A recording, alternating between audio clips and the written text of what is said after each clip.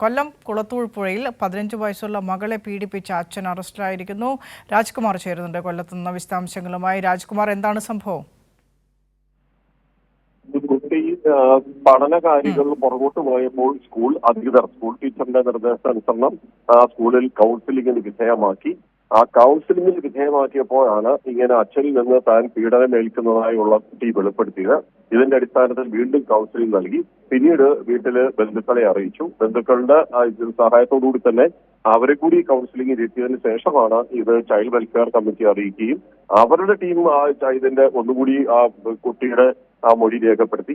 തുടർന്നാണ് ഈ പോലീസിന് കേസെടുക്കാനായി നിർദ്ദേശം നൽകുന്നതും പോലീസ് ഈ കുട്ടിയുടെ അച്ഛനാണ് ഈ പീഡിപ്പിച്ചെന്നുള്ള വെളിപ്പെടുത്തലിന്റെ അടിസ്ഥാനത്തിൽ കുട്ടിയുടെ അച്ഛനെ ഇപ്പോൾ അറസ്റ്റ് ചെയ്തിട്ടുണ്ട്.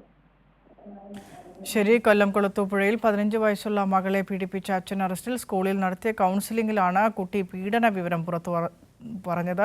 വീട്ടിൽ ആരുമില്ലാത്ത സമയങ്ങളിൽ അച്ഛൻ മകളെ പീഡിപ്പിച്ചു എന്നാണ് കുട്ടി പറഞ്ഞത്. ഇതിന്റെ അടിസ്ഥാനത്തിലാണ് കുട്ടിയുടെ അച്ഛനെ പോലീസ് അറസ്റ്റ് ചെയ്തത്. വിശദാംശങ്ങളാണ് രാജ്കുമാർ കൊല്ലത്ത് നിന്നും പങ്കുവച്ചത്.